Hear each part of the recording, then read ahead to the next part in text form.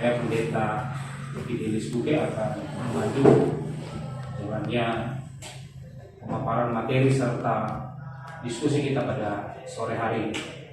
Dan saat ini telah ada bersama-sama dengan kita Ibu Pendeta Iki Sumartina Prayetno PhD sebagai pemateri kita pada sore hari ini dengan tema merangkul gereja Indonesia dalam mendidik tanggung jawab ganda dan pribadi utuh dalam konteks plural.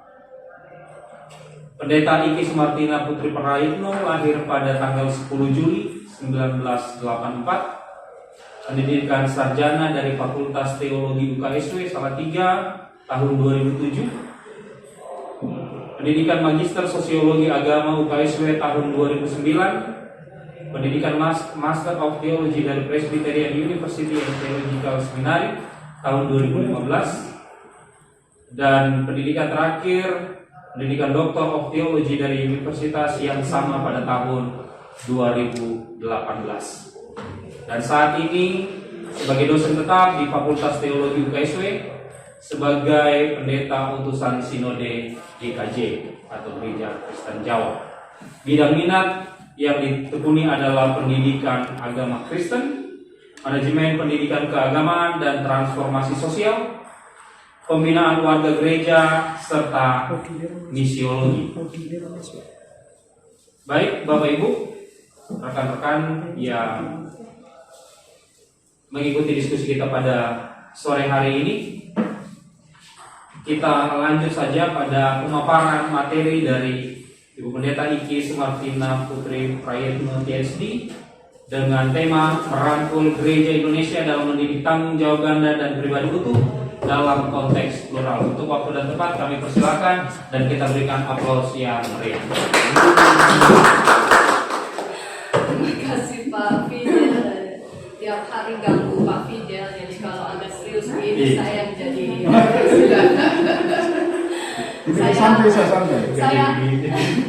saya harap pembawaan saya dan harapan saya untuk diskusi ini bisa sejalan dengan Pak Isa dan teman-teman yang mempersiapkan. Saya harap nggak terlalu serius ya Bapak Ibu ya, sebab ini sudah di sisa-sisa kekuatan saya di hari ini.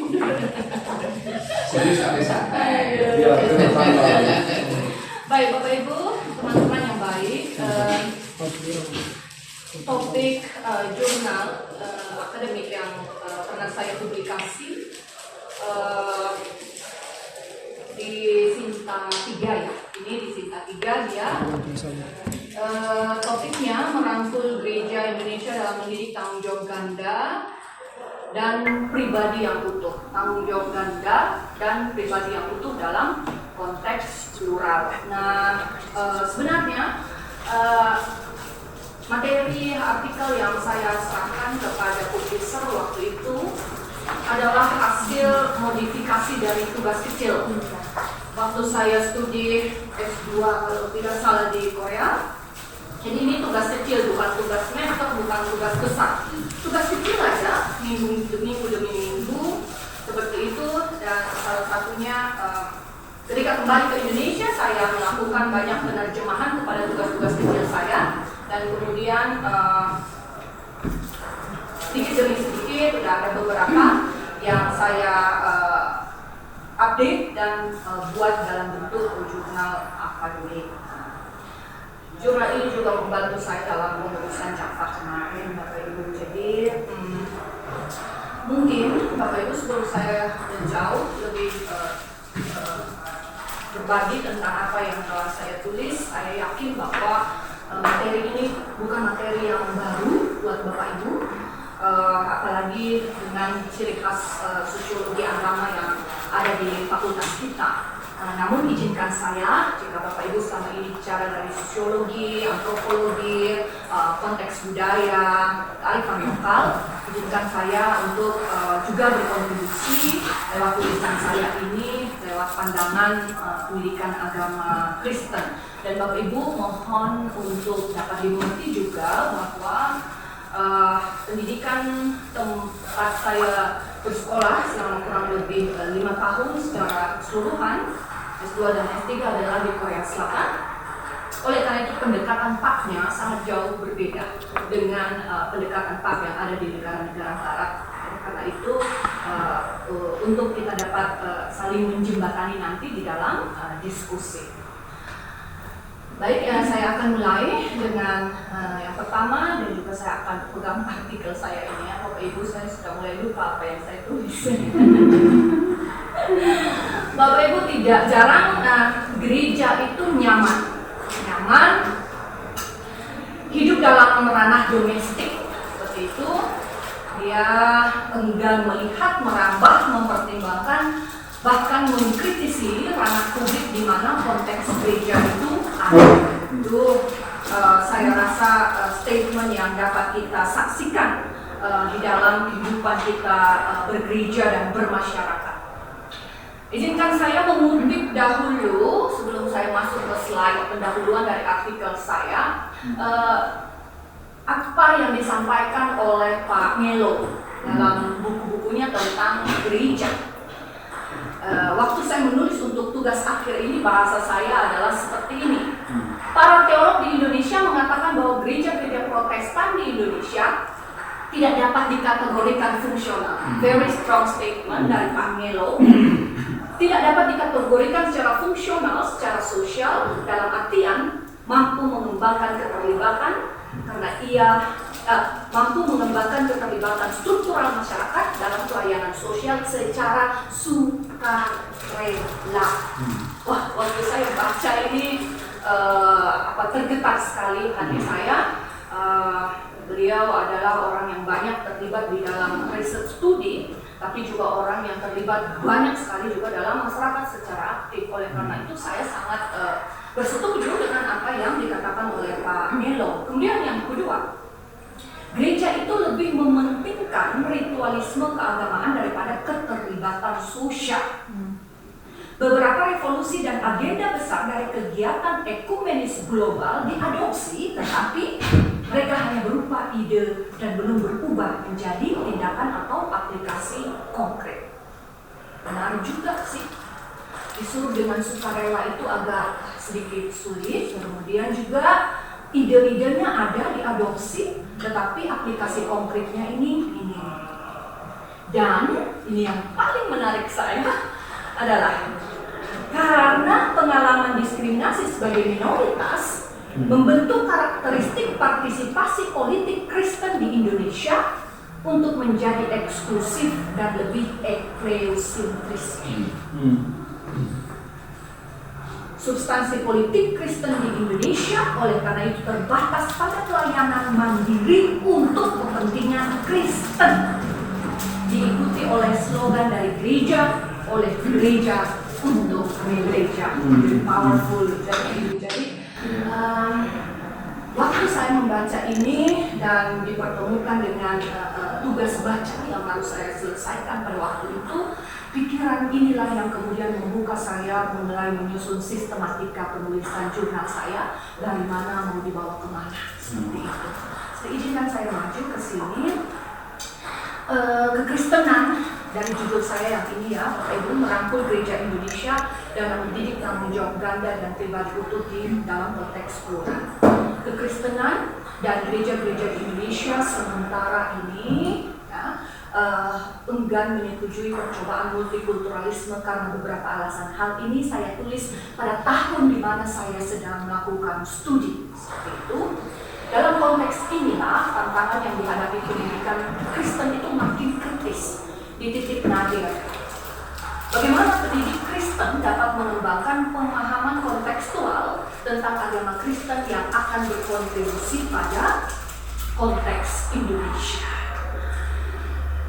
Ada dua teori yang saya pakai sebagai landasan saya membangun argumentasi selanjutnya didukung oleh teori-teori pendukung lainnya, yaitu dua teori besar. Yang pertama, pemuridan itu oleh Groom dan juga Mary Boyce tentang education for citizenship dan discipleship. Jadi sangat menarik. Mary Boyce, pendidik agama Kristen perempuan, dia menulis buku dengan judul Education for Citizenship and discipleship. Jadi SWIFT, citizenship and discipleship. Jadi ini dua teori yang saya pakai sebagai landasan utama. Mengapa? Karena sebagai murid dan warga negara, saya rasa keprihatinan saya sebagai salah satu warga negara Indonesia yang juga sedang studi di luar. Jadi kayak kita kalau ada di luar tuh kita bisa melihat Indonesia tuh dari sudut pandang orang ketiga. Karena kita lagi nggak di sana, jadi kok makin begini ya, kok begini seperti itu. Jadi jauh lebih sensitivitas kita itu makin tinggi seperti itu, Bapak Ibu, apa yang saya alami dalam studi saya. Sebagai murid dan warga negara ini adalah kepentingan yang sangat esensial, identitas yang sangat harus dimiliki oleh setiap orang Kristen. Seperti itu harus diajarkan melalui praktik orang beriman di dalam komunitas-komunitas iman, yaitu gereja, yang menjadi sorotan awal argumentasi saya, yaitu dari Pak Nero. Kekristenan kerap kali menitikberatkan pada pemberian, namun dalam situasi kemajemukan dan kebangsaan, pendidikan untuk pemuridan tidak lengkap tanpa pendidikan untuk kewarganegaraan. Ini statement saya di bagian pendahuluan. Peran pendidikan Kristen gerejawi adalah untuk memungkinkan jemaat tumbuh secara spiritual, ya, intelektual, ya, fisik, ya, sosial, ya, sebagai pribadi yang utuh dan mampu menjalankan tanggung jawab gandanya. Pribadinya sendiri ini haruslah pribadi yang utuh tersebut, dan dengan demikian diharapkan dapat menjalankan tanggung jawab gandanya. Kita masuk ke bagian yang pertama, yaitu dari artikel saya, yaitu pemuridan dan kewarganegaraan tanggung jawab ganda orang Kristen. Ada 4 bagian besar dalam artikel saya. Ini bagian yang pertama. Peran pendidik Kristen sangat penting sebagaimana disampaikan oleh seorang teolog Indonesia. Lagi-lagi karena saya sedang menulis di sana waktu itu, ya Bapak Ibu. Pak Titale, Pak John, dia bilang begini, saya kutip sehingga diketahui oleh dosen-dosen teolog di Korea di sana. Pendidikan teologis dalam konteks masyarakat multi budaya dan multi agama adalah salah satu tantangan besar yang dihadapi oleh pendidik teologi Kristen di seluruh dunia, ya. Di Indonesia tantangannya sangat-sangat besar. Gereja yang mendidik untuk pemuridan juga harus mendidik kewarganegaraan, dan klaim ini perlu lebih banyak dikembangkan dalam kehidupan orang Kristen. Jadi saya tidak menulis di sini, tapi dalam penjelasan terhadap 2 argumentasi awal ini adalah bahwa masyarakat Indonesia, orang Kristen itu adalah masyarakat dalam komunitas sosial, masyarakat beragama Kristen, tetapi mereka itu adalah masyarakat dengan komunitas yang kontras. Mereka kontras sekali dengan apa-apa yang terjadi di dunia. Banyak sekali lembaga dan komunitas Kristen yang mendidik umatnya itu mengalami kekontrasan dalam kehidupan, bertolak belakang, tidak mau saling campur tangan dan atau lain sebagainya. Pun kalau ikut itu bukan karena sukarela, ya, karena kewajiban seperti itu, dan karena ritual dan atau lain sebagainya. Memang tidak semua, ya, tetapi kebanyakan yang terjadi masih seperti ini. Sedangkan masyarakat yang kontras itu seharusnya bergerak ke masyarakat yang kenotik. Apa itu masyarakat yang kenotik? Masyarakat yang kenotik adalah komunitas, yang saya maksud di sini adalah kekristenan ini harus mampu memberi diri dan solidaritas dalam berbagai hubungan dengan dunia yang punya karakteristik sendiri. Memberi diri dan juga solidaritas dalam berbagai hubungan dengan dunia yang mempunyai karakteristiknya sendiri, seperti itu. Pemuridan tidak memberikan jawaban mudah untuk keprihatinan dan yang mungkin dimiliki oleh beberapa warga negara dengan kontroversi sakral dan sekuler. Nah, inilah kita dengan sakral yang kita Kristen-Kristen ya urusan yang ini aja, yang sekuler ya urusan yang gitu-gitu aja. Dalam bahasa sosiologis kita kenal itu soal profan dan sakral itu, ya, seperti itu. Dan sebenarnya menurut teori PAK, kekristenan, orang Kristen dia harus mengerti demi bahasa.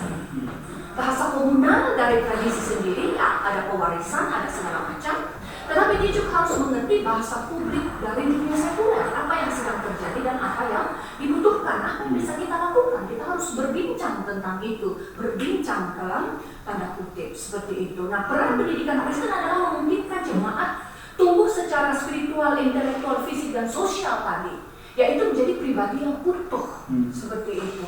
Dia tidak bisa melepaskan badinya ini dari mind, soul, dan kenyataan sosial. Dia harus hadir secara utuh. Tidak bisa dikotomi itu terjadi, sakral dan sekuler. Kita urusan surga, yang lain urusan neraka dan duniawi seperti itu.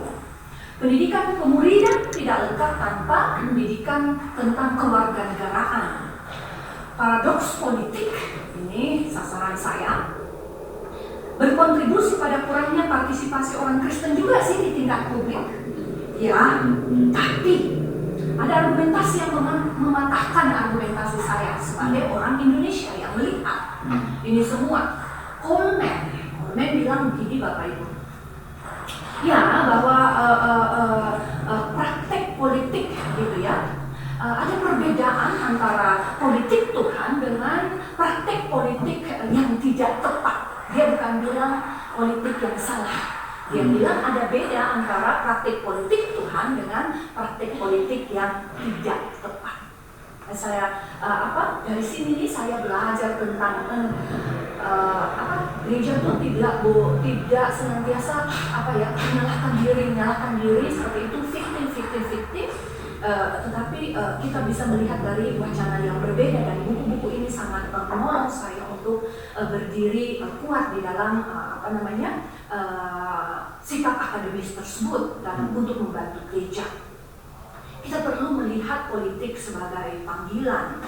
Bagi Coleman, baik tanggung jawab sebagai murid dan sebagai warga Kristen, itu perlu berkolaborasi bersama untuk memberi dampak pada dunia.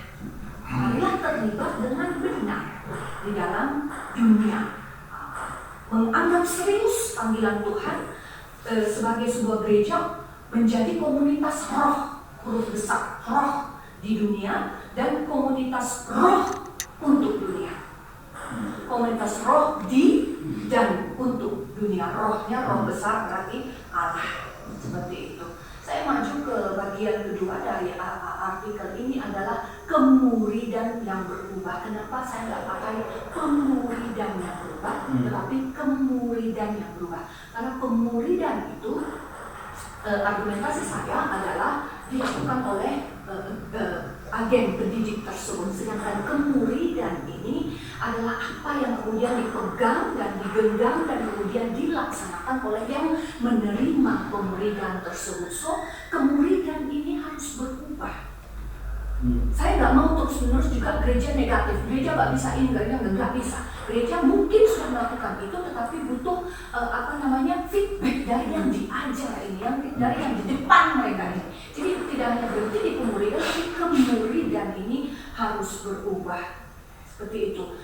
Para pendeta, para pendidik agama dan lain sebagainya, pikirannya mungkin sudah 1, 2, 3 step di depan warga jemaat yang mungkin atau warga gereja kita yang berpikir ya kita masih urusan ini aja. Tetapi yang di lain lokus bisa juga jemaatnya sudah maju, pendidiknya, pengajarnya, hambanya itu yang masih tetap di posisi yang sama. So ini butuh sekali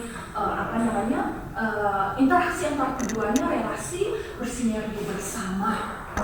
Kemuridan adalah proyek jangka panjang yang melibatkan mengajar dan membimbing orang-orang percaya dalam menumbuhkan iman untuk membantu mereka memperoleh keserupaan dengan Kristus dalam kehidupan sehari-hari.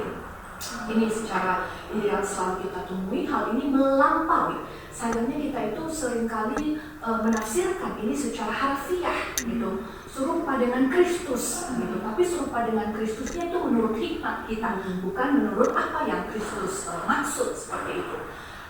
Oleh karena itu dipertegas di sini, hal ini melampaui doa-doa pertobatan, pengakuan Kristus yang sederhana, tetapi melibatkan komitmen seumur hidup seperti itu. Di sini saya mengutip pendapat dari teman Ibu Ann Boyce. yaitu tentang pedagogi paideia. Paideia itu dia bilang ini intinya di dalam Mary Boyce punya argumentasi akademik itu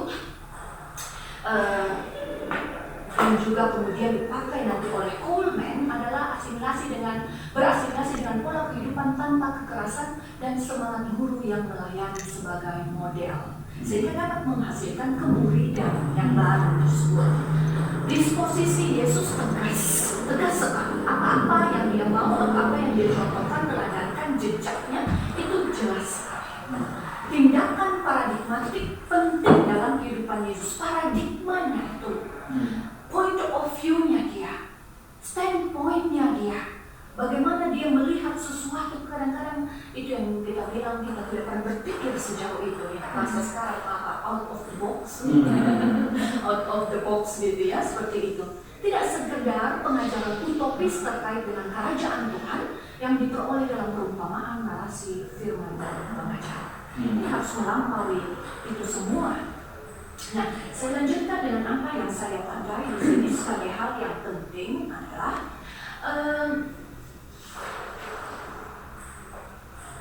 pendidikan untuk pemuridan tidak lengkap tanpa kewarganegaraan, dan oleh karena itu maka pemuridan harus mendefinisikan kesinambungan tradisi, tetapi dalam rangka untuk mencapai kemuridan yang berubah itu, yang dari tadi saya sebut itu roh di dunia untuk dunia, maka karena saya ortak dan empatnya Korea fundamental dan itu kemudian menjadi darah dan daging saya, Bapak Ibu, ada karya Tuhan mungkin terjadi di situ.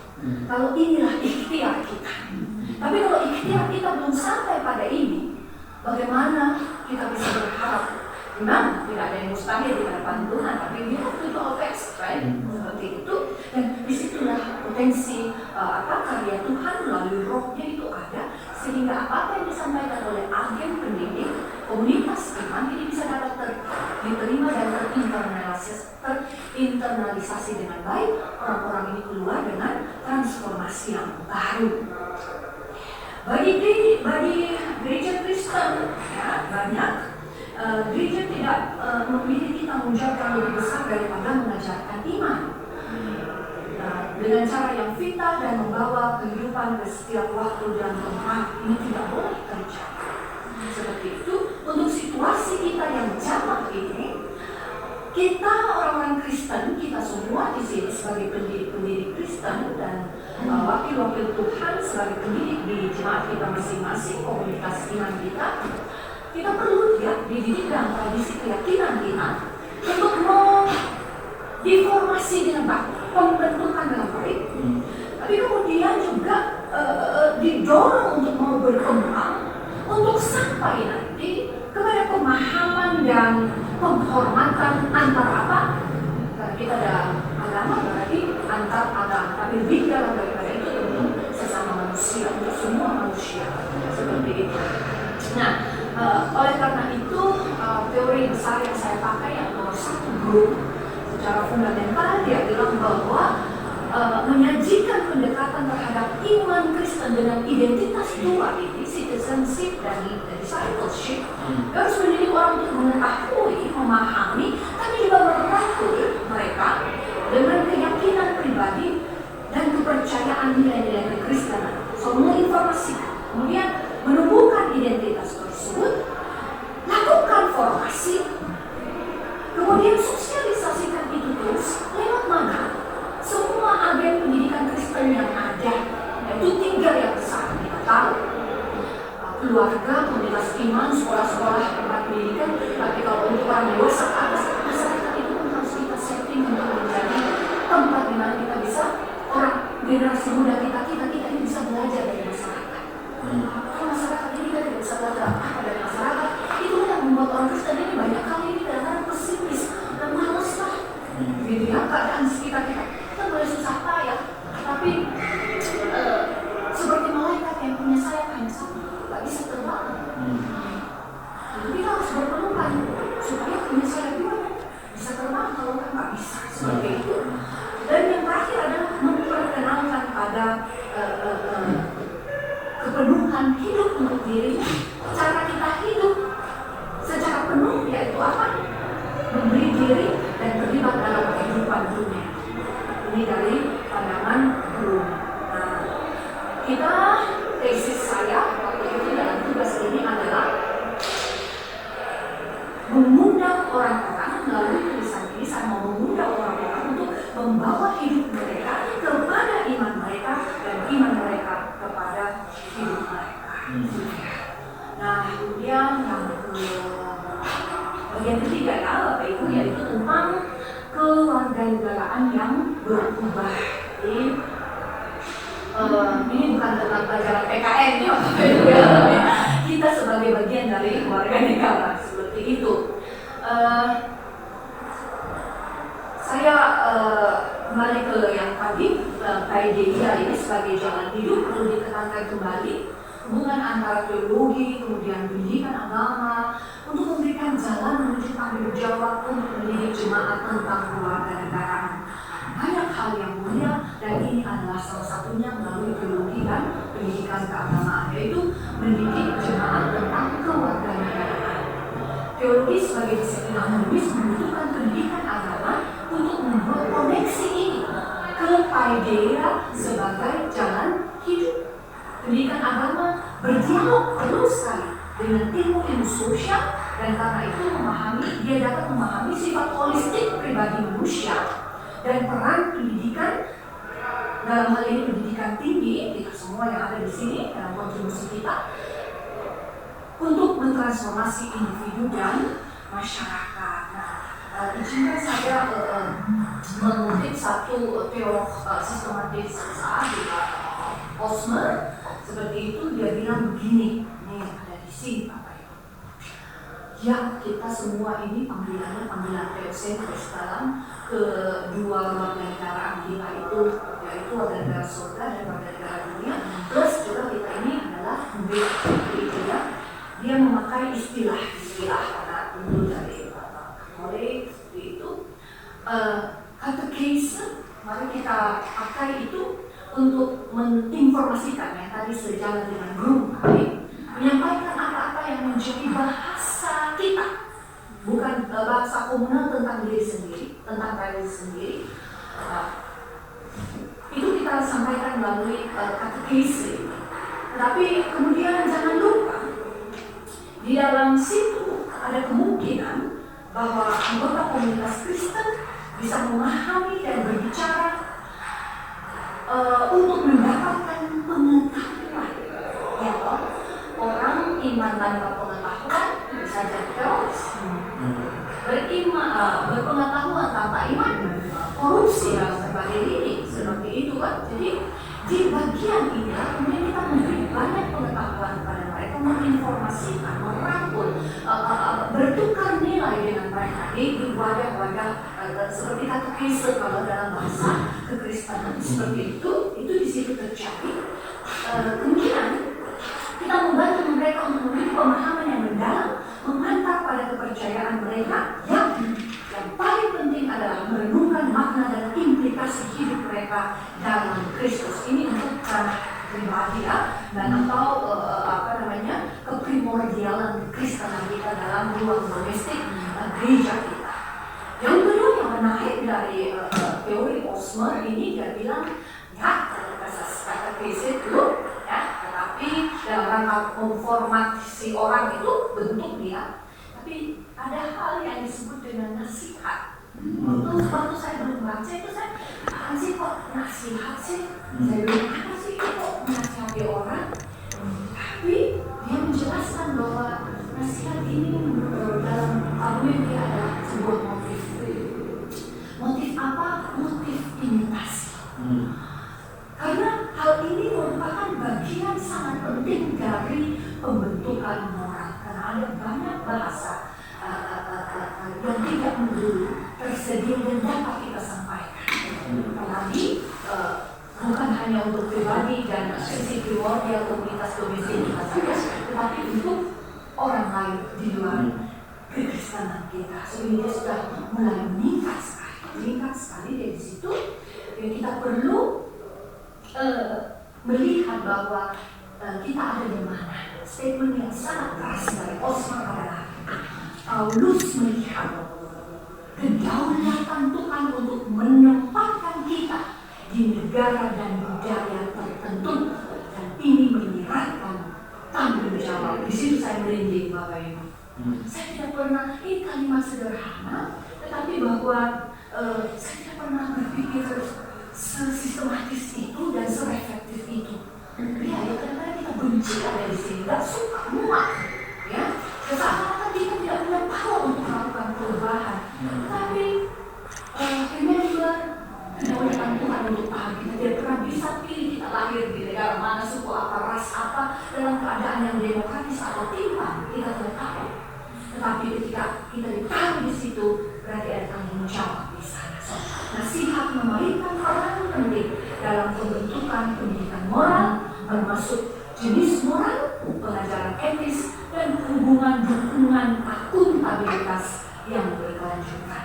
Kemudian yang paling terakhir adalah dia bicara tentang peluang dan kewajiban untuk berkontribusi. Yang terakhir adalah kearifan. Kearifan kemudian saya mendapatkan bahasa yang jauh ke Alkitabiah, mungkin kita kenal dengan hikmatika. Dalam menghadapi situasi kemajemukan kita, Osmer menulis tentang buku dengan judul A Teachable Spirit. Di sini dia bilang bahwa pengajaran-pengajaran gereja harusnya membantu para anggota komunitas Kristen belajar tentang bagaimana membedakan apa yang Tuhan perbolehkan dan haruskan mereka untuk melakukannya, serta mereka berada dalam tantangan dan peluang konteks sosial mereka saat ini. Ini hikmat spirit of wisdom yang kita perlu di situ. Dan yang paling terakhir dari bagian saya adalah kita apa? Gereja Indonesia mendidik untuk tanggung jawab ganda. Saya bertolak dari konsep eklesia itu, gereja komunitas Kristen, harus dipahami dengan cermat, karena gagasan tentang orang-orang pilihan itu yang boleh diartikan terpisah dari teologi penciptaan, di mana Tuhan adalah Tuhan semua makhluk. Eklesia jauh dari gagasan eksklusivitas, superioritas, dan atau intoleransi, karena terkait dengan tema utama keadilan dan pelayanan kepada yang paling miskin, untuk melihat penderitaan dunia dalam keterlibatannya dengan penderitaan Tuhan. Kita harus mendengarkan suara dari lembu. Dia pakai ilustrasi sapi yang lembu tidak berdaya itu. Untuk suara yang seperti itu, kita harus mendengarkan itu dan menyuarakan itu untuk mewakili suara Tuhan yang ada di dunia. Gereja dalam berbagai keterbatasan, baik dari dana, upaya, akses dan lain sebagainya, kita diajak terus untuk memperbaiki apa yang telah kita lakukan sejak ini dan meningkatkan apa yang telah kita lakukan demi sampai kepada tujuan kita, yaitu mendidik tanggung jawab ganda yang dimiliki oleh umat Kristen, warga gereja, dan lalu pribadi mereka yang utuh. Kenapa? Spiritualnya, logiknya, kemudian sosialnya itu ada semua. Dia melakukan proses kesadaran tersebut utuh, secara utuh, bukan karena otaknya paham saja, tapi ada afeksi dan juga elemen sosial. Itu di dalam konteks Indonesia yang plural, yang tentu mempunyai logikanya sendiri. Demikian Pak Fidel, apa yang bisa saya sampaikan. Semoga menolong kita semua. Terima kasih. Saya kembalikan.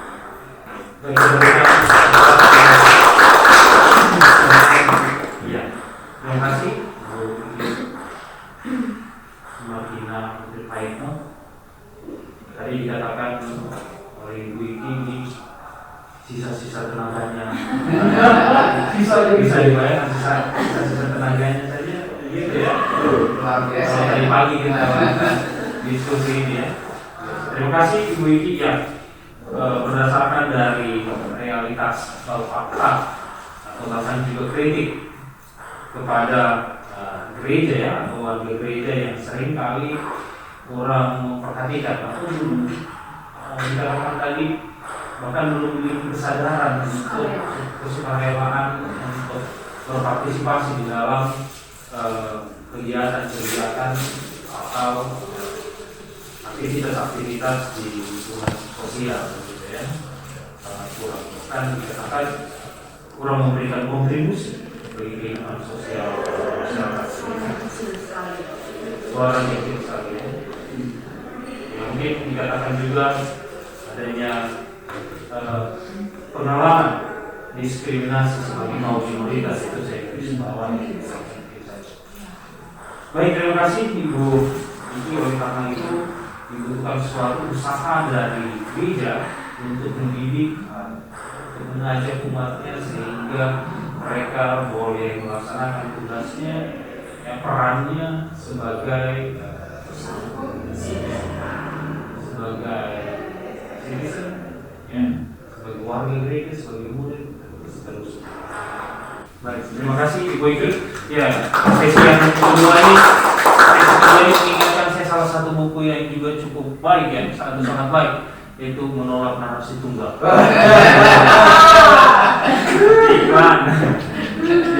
Menolak narasi tunggal artinya bahwa teologi kita itu bukan hanya narasi-narasi yang dibangun teologi akademik, ya, tetapi narasi yang bisa juga dibangun oleh teologi masyarakat. Ya, tetapi teologi yang sulit tadi harus di tempat. Luar biasa, itu tepuk tangan yang paling